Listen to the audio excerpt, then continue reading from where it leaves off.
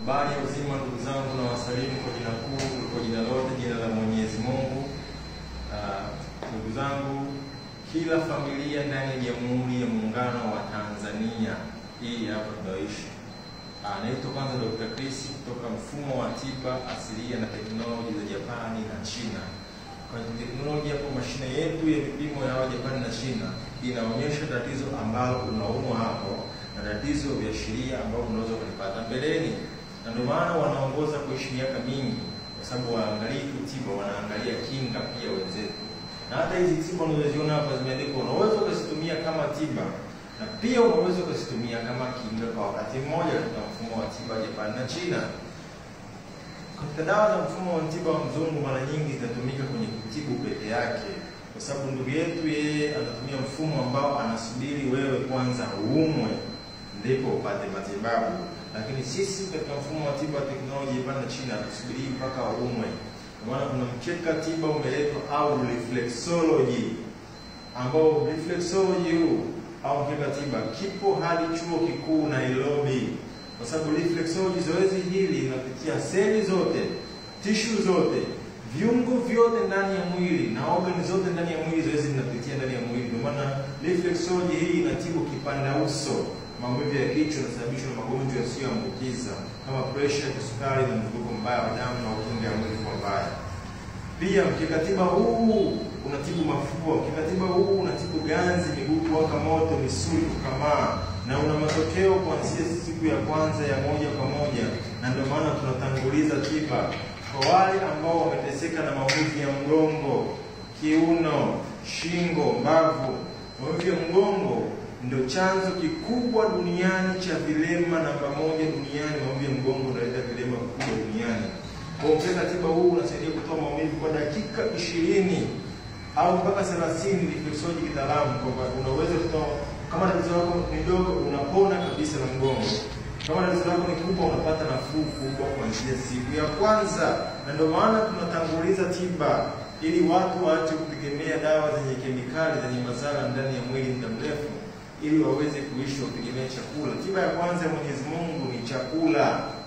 Na ndio maana tukikupa reflexology mat na kushauri kuhusu chakula. Pia reflexology mat hii ni mbadala wa physiotherapy, mazoezi ya viungo. Pia reflexology hii au mkeka tiba ni mbadala wa kwenda kufanya masaji. Una haja kwenda kufanya masaji ya mwili mzima. Pita tu hapa asubuhi na ufanye masaji yako ya mwili mzima na viungo vyote, na jioni pita hapa na ufanye masaji yako ya mwili mzima, unaenda kulala na unapata usingizi mzuri sana.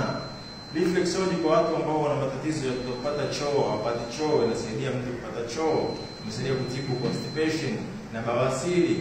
Reflexology hii unaongeza mzunguko wa damu mwili mzima kwenye viungo vyote na mifumo yote.